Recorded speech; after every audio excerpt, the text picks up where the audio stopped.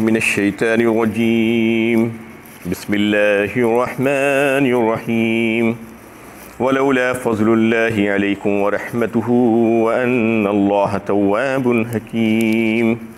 अगर तुम पर अल्लाह ताला का फ़ज़ल और उसकी रहमत न होती तो ऐसे मामलात में बहुत सी ख़राबियाँ पैदा हो जाती और तुम कोई ज़ाब्ता न बना सकते जिससे उन जराइम का इंसदाद होता। बेशक अल्लाह ताला बंदों की हालत पर इल्तिफ़ात फरमाने वाले हैं, बड़े ही हकीम हैं। पिछली आयत में जो हुक्म आया था कि किसी शौहर ने अपनी बीवी को बदकारी करते हुए देखा है और फिर उसके पास 4 गवाह नहीं हैं, सिर्फ़ वही ऐनी शाहिद है, तो उसके लिए क्या मसला हो सकता था। यानी जबकि ज़िना की तहमत लगाते वक्त और ज़िना का ताल्लुक़ से किसी औरत के ताल्लुक़ से बोलते वक्त उसके पास 4 गवाही लाना ज़रूरी था, लेकिन इस मामले में अल्लाह ताला ने आसानी फरमा दी, वरना बड़ी मुश्किल पेश आ जाती। ऐसे हालात में इंसान क्या कर सकता था जब गवाह भी नहीं ला रहा है और औरत की बदकारी उसके सामने आ चुकी है, तो क्या वैसी औरत के साथ रह सकता था या इल्ज़ाम लगाकर अपने आप पर जो है सज़ा ला सकता था। तो इस सूरत में अल्लाह ताला ने मेहरबानी फरमा दी और ये मसले का हल बता दिया और अल्लाह ताला बड़े ही माफ़ फरमाने वाले हैं और बड़े ही हिकमत वाले हैं। इन्नल्लज़ीना जाऊ बिल इफ़्की उज़बतुम मिनकुम ला तहसबूहु शर्रन लकुम बल हुवा खैरुल लकुम लिकुल्लि इम्रिइन मिनहुम मक्तसब मिनल इस्म वल्लज़ी तवल्ला किब्रहु मिनहुम लहू अज़ाबुन अज़ीम। जिन लोगों ने बहुतान तराज़ी की है तुम में की एक जमात है, इस वाक़े को अपने लिए शर न समझो बल्कि अंजाम के एतबार से इस वाक़े में तुम्हारे लिए खैर है। इस इल्ज़ाम तराशी में जिसने जितना हिस्सा लिया उसने उतना ही गुनाह कमाया, और उनमें से जिसने इसकी ज़िम्मेदारी का बड़ा हिस्सा अपने सर लिया उसके लिए बड़ा ही सख्त अज़ाब है। यहाँ से तकरीबन 2 रुकू तक वाक़े इफ़्क का सिलसिला चलेगा। इसमें अल्लाह ताला तफसील के साथ बताएंगे क्या वाक़यात पेश आए थे। इसका पस मंज़र सबसे पहले सुन लेना चाहिए ताकि बात अच्छी तरीके से आप लोगों को समझ में आए। इफ़्क असल में कहते किसे हैं? इफ़्क कहते हैं ने बदतरीन किस्म का झूठ, यानी ऐसा झूठ कि नीचे का ऊपर, ऊपर का नीचे कर दिया जाए, यानी ऐसी बात कर दी जाए जिसका कोई वजूद ही ना हो, ऐसा इल्ज़ाम लगा दिया, ऐसी हरकत कर दी जाए जैसा ब्लंडर कहते हैं आप किसी को, यानी उसका कोई वजूद ही नहीं है, उसको आप लाकर पेश कर दिए और हक़ को बातिल बना दिया और बातिल को हक़ बना दिया। एक इंतहाई नेक और परहेज़गार इंसान को फासिक और फाजिर बना दिया। ये जो है इफ़्क कहा जाता है, यानी ऐसा झूठ जिसका कोई तसव्वुर नहीं किया जा सकता। ऐसे झूठ के बारे में, यानी ऐसा ही झूठ ये बदमाशों ने और बदबख्तों ने किया था। यानी हज़रत बीबी आयशा के ताल्लुक़ से ऐसी तहमत लगाई थी उनके ऊपर कि यानी बिल्कुल इफ़्क का इसलिए इसमें लफ्ज़ आया है कि उनका मामला तो क्या था कि वो तो इन्हें तारीफ़ और सना की मुस्तहिक़ थी और उनकी आली नसब होने में किसी किस्म का कोई शक व शुबा नहीं था। वो रफ़त शान की मालिक थी। उनके ऊपर वो लोगों ने, मुनाफिकों ने तहमत लगाई, इल्ज़ाम तराशी की और उनके दामन इफ़्फ़त और इज़्ज़त को तार तार करने की कोशिश की और उन पर दाग लगाने की कोशिश की, लेकिन अल्लाह ताला ने उनकी बरात नाजिल फरमाई। तो उसमें वाक़या क्या हुआ था असल में कि बनी ग़ज़वा में जो गए थे, बनु मुस्तलक़ में अल्लाह के नबी सल्लल्लाहु अलैहि वसल्लम तशरीफ़ ले गए थे और आप सल्लल्लाहु अलैहि वसल्लम के साथ हज़रत बीबी आयशा भी थी उस वक्त। और जब वापसी का वक्त आया तो मदीने से पहले पड़ाव डाला गया आखिर में रात में एक वक्त, और फिर जब काफ़िला निकल रहा था तो ऐलान कर दिया गया। ये सन 6 हिजरी का वाक़या था जिस वक्त पर्दे के अहकाम भी आ चुके थे उससे पहले, और ऐलान किया गया कि काफ़िला निकलने वाला है, तमाम हज़रात जिन जिन को भी ज़रूरत से फ़ारिग़ होना है ज़रूरत से फ़ारिग़ हो जाएँ। तो हज़रत आयशा भी गई अपनी ज़रूरत से फ़ारिग़ होने के लिए, तो वहाँ पर यानी गलती से उनका हार टूट कर गिर गया और वो हार को तलाश करने में लग गई। वक्त ज़्यादा निकल गया। जब वापस आई हैं तो देखा कि काफ़िला निकल चुका था। असल में हुआ है कि उनको जिस होदज में बिठाया जाता था पर्दा था और वो उसको उठाकर ऊँट के ऊपर रख दिया जाता था और लोग ये समझे कि वो उस होदज में है, इस वजह से वो गलतफ़हमी की बिना पर उस होदज को लेकर ऊँट के ऊपर रख दिया गया और काफ़िला निकल गया। लेकिन चूँकि वो जो है बड़ी कम उम्र थी और नहीफ़ सी थी, उनका वज़न इतना कम था कि लोगों को अंदाज़ा ही नहीं हुआ कि वो उसमें है या नहीं है। इस तरीके से गलतफहमी की बिना पर काफ़िला आगे निकल गया। जब उन्होंने देखा कि काफ़िला निकल गया है तो उसमें यानी दानिशमंदी की से और सब्र से ये किया कि वहीं पर अपनी चादर ओढ़ कर लपेट कर बैठ गई, ताकि लोग जब देखें कि नहीं है वो काफ़िले में तो फिर तलाश करने के लिए आएंगे तो उनको मुश्किल नहीं होना चाहिए, क्योंकि यहाँ से अगर वो दूसरी तरफ निकल जाएंगी तो लोग आ नहीं सकेंगे, आकर उनको तलाश नहीं कर सकेंगे। इस वजह से वो वहीं पर बैठी रही और रात का वक्त था, अभी रात ख़त्म नहीं हुई थी, आँख लग गई। और हज़रत सफ़वान बिन मुअत्तल रज़ी अल्लाह ताला अन्हु सहाबी रसूल, इनको अल्लाह के नबी सल्लल्लाहु अलैहि वसल्लम ने इसी काम के लिए रखा था कि काफ़िले के पीछे पीछे आएँ और जो कोई भी चीज़ गिरी पड़ी मिल जाए काफ़िले की उसको महफूज करते जाएँ। तो जब उन्होंने दूर से देखा कि कोई एक इंसान पड़ा सो रहा है, जब करीब आकर देखे तो ये बीबी आयशा थी, क्योंकि उनको वो पहचानते थे, पर्दे के हुक्म से पहले भी उनको उन्होंने देखा था। ये देखना था कि अफसोस करते हुए इन्ना लिल्लाहि व इन्ना इलैहि राजिऊन पढ़ने लगे।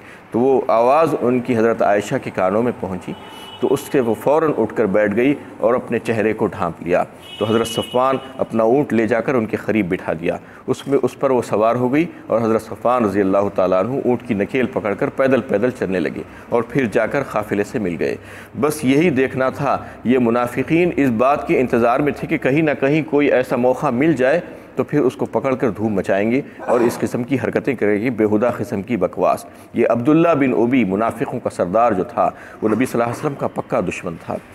उसने ये तहरीक चलाई और उसने ये शरारत की और उसके साथ बहुत से भोले भाले मुसलमान भी यानी बग़ैर जाने बूझे के और बग़ैर किसी तहक़ीक़ के उसके साथ मिल गए और उसका शिकार हो गए। उसमें जो है 3 हज़रात का नाम लिया जाता है, हज़रत हसन का और हज़रत मिस्ताह और एक औरतों में हज़रत हमना रज़ी अल्लाह ताला अलैहि मजमईन। ये 3 हज़रात का भी नाम लिया जाता है जो इस मुनाफिक की तायीद करने लगे इस मामले में, और वो ये बात को समझ नहीं रहे थे, उसकी शरंगेज़ी को। तो इस तरीके से ये वाक़या पेश आया और ये वाक़या पेश आने के बाद 1 महीना गुजर गया, किसी किस्म की कोई वही नहीं आई इस सिलसिले में। और अल्लाह के नबी सल्लल्लाहु अलैहि वसल्लम बहुत परेशान रहे, फ़िक्रमंद रहे कि क्या मामला है, समझ में नहीं आ रहा था। हुआ ये कि यहाँ से सफ़र से वापसी के बाद हज़रत आयशा रज़ी अल्लाह ताला अन्हा अपने घर वापस गई और उन्हें कुछ पता ही नहीं था कि ये लोग क्या बकवास करते हैं आपके ताल्लुक़ से। वो जाकर अपने कामों में लग गई थी और फिर इन्हें ऐसा देख रही थी कि नबी सल्लल्लाहु अलैहि वसल्लम से जो है वो जो लुत्फ़ करम का मामला था वो लुत्फ़ करम का मामला नहीं हो रहा है। आप आ रहे हैं और आकर सलाम करते हैं और खैर खैरियत दरियाफ़्त करके चले जा रहे हैं। आपको ये इन्हें वो देखकर जो है बड़ी तकलीफ़ हो रही थी कि आखिर क्या मामला है, नबी सल्लल्लाहु अलैहि वसल्लम क्यों तंग दिल हो रहे हैं, और इस वजह से उनकी तबीयत भी ख़राब होने लगी। और फिर एक वक्त ऐसा आया कि 15-20 दिनों के बाद हज़रत आयशा रज़ी अल्लाह ताला अन्हा ने नबी सल्लल्लाहु अलैहि वसल्लम से इजाज़त मांगी कि मैं घर जाना चाहती हूँ। आप सल्लल्लाहु अलैहि वसल्लम ने उनको इजाज़त दे दी और जब जो है जाने के बाद उन्हें ये पता चला कहीं से कि इस किस्म की यानी गुफ्तगू हो रही है बाहर और लोग अफवाहें उड़ा रहे हैं, तो इतनी तकलीफ़ हुई उनको। और फिर अपने वालिदैन से भी जो उन्होंने कहा कि तहक़ीक़ करने के लिए, और ये बात चल ही रही थी कि इन्हें नबी सल्लल्लाहु अलैहि वसल्लम एक दिन तशरीफ़ लाए और आकर जो है हज़रत आयशा रज़ी अल्लाह ताला अन्हा के क़रीब बैठ गए और फिर ये बात कही। यानी सबसे पहले खुतब शहादत पढ़ा जो एक मुख्तसर सा, उसके बाद कहा कि मुझे तुम्हारे बारे में कुछ बातें मालूम हुई हैं और अगर तुम इससे बरी हो तो तुम इससे बरात का इजहार कर सकती हो और अल्लाह ताला ख़ुद जो है तुम्हारे लिए इसकी बरात कर देंगे वही के ज़रिए से। और अगर तुमसे कुछ लग़ज़िश हो गई हो तो तुम अल्लाह ताला से तौबा इस्तग़फ़ार करो, और अल्लाह ताला जो लोग अल्लाह से रुजू करते हैं, अपनी गलतियों का एतराफ़ करते हुए उनकी तौबा को कबूल फरमा लेते हैं। इतना रो रही थी हज़रत आयशा रज़ी अल्लाह ताला अन्हा, और उस वक्त ये बात सुनकर नबी सल्लल्लाहु अलैहि वसल्लम की उनकी आँखों के आंसू खुश्क हो गए और उन्होंने देखा कि आप ये क्या कह रहे हैं। वो जो है कुछ बोल नहीं सक रही थी। अपने वालिदैन से कहा, वालिद साहब से कहा, हज़रत अबू बकर सिद्दीक़ रज़ी अल्लाह ताला अन्हु से कि आप ही बताइए, आप ही इनका जवाब दीजिए, मैं क्या जवाब दूँ। उन्होंने कहा कि मैं क्या जवाब दूँ। अपनी वालिदा से कहा कि आप जवाब दीजिए, उन्होंने भी ऐसा ही कह दिया कि मैं क्या जवाब दूँ। उस वक्त उनकी हालत देखने के लायक थी और उन्होंने ख़ुद जो है कहना शुरू किया कि ये जो बातें आप जो सुन रहे हैं और उसको सुनकर आपके दिल में ये बात बैठ रही है, और यही वजह है कि आज आप अमलन इसकी तस्दीक कर रहे हैं इन बातों की। और अगर मैं आज इस बात को ना मानूं और इसका इनकार करूं और अपनी बरात का इजहार कर दूंगी, जो इन्हें वाक़ई में अल्लाह ताला जानता है मैं क्या हूं, तो आप इस बात को नहीं मानेंगे। और अगर मैं उस बात का एतराफ़ करूं जो मैंने नहीं किया है और जो अल्लाह ताला उस बात को जानता है, तो आप वो बात को मान लेंगे। लिहाजा मेरे लिए यही बेहतर आज ये तरीक़ा है। यही बात हो सकती है कि जैसा कि हज़रत याक़ूब अलैहिस्सलाम ने हज़रत यूसुफ़ अलैहिस्सलाम के गुम जाने के बाद जो अल्लाह ताला से दुआ की थी कि सब्र जमील ही बेहतर है मेरे लिए और मैं कुछ नहीं कह सकता, यही मैं आज कहूँगी कि कहकर वो रोते हुए अपने बिस्तर पर जाकर लेट गई। और ये वाक़या हो रहा था, ये बातचीत हो ही रही थी कि वही का सिलसिला शुरू हुआ। वहीं पर आप सल्लल्लाहु अलैहि वसल्लम अभी महफिल से उठे भी नहीं थे, उस घर से बैठे ही थे कि वही आई। और वही आने के बाद आप सल्लल्लाहु अलैहि वसल्लम उठ कर खड़े हो गए और हज़रत आयशा से कहने लगे कि बशारत हो, खुशखबरी हो तुम्हारे लिए, अल्लाह ताला ने तुम्हारी बारात नाजिल फरमा दी। ये कहना था कि हज़रत आयशा की वालदा ने उठकर जो है कहा कि हज़रत आयशा से कि उठ जाओ और हाज़िर हो जाओ रसूलुल्लाह सल्लल्लाहु अलैहि वसल्लम के पास। तो हज़रत आयशा रज़ी अल्लाह ताला अन्हा उस वक्त नाराज़ थी उन बातों की वजह से। उन्होंने कहा कि मैं क्यों उठूँ, मैं किसी का एहसान नहीं मानती, मैं तो जो है सिर्फ शुक्र अदा करती हूँ अपने रब का, अपने परवरदिगार का, जिसने मुझे मेरी बारात नाजिल फरमा दी। मुझे ये पता नहीं था कि मेरी बारात इस किस्म से नाजिल होगी, इस शान से नाजिल होगी। मैं तो ये समझ रही थी कि कुछ वही के ज़रिए से या कुछ ख्वाब में आकर नबी सल्लल्लाहु अलैहि वसल्लम के ख्वाब में अल्लाह ताला बता देंगे कि ये मामला है। लेकिन मेरी बारात के सिलसिले में 2 रुकू अल्लाह ताला ने नाजिल फरमाए हैं, ये कोई मामूली बात नहीं है। तो ये हमेशा ये कहा करती थी हज़रत आयशा रज़ी अल्लाह ताला अन्हा कि मेरी बारात में अल्लाह ताला ने इतनी आयतें नाजिल फरमाई है और आसमानों पर नाजिल फरमाई है। तो ये मामला अगर पूरा आप देखें तो आपको मालूम होगा कि 1 महीने तक कैसा चल रहा था मामला। और फिर अल्लाह के नबी सल्लल्लाहु अलैहि वसल्लम इतने परेशान थे, आपको पता नहीं चल रहा था कि क्या मामला है। आपकी बीवी के ऊपर तहमत लगाई गई है, इन्हें ज़ौजा मुतहरा और इतनी पाक को साफ़ खातून, उनके ऊपर यह तहमत लगा दी गई थी, कोई पता नहीं चल रहा था, लोग अफवाहें उड़ा रहे थे। तो इससे क्या मालूम होता है कि अल्लामुल ग़ुयूब सिर्फ़ और सिर्फ अल्लाह की ज़ात है।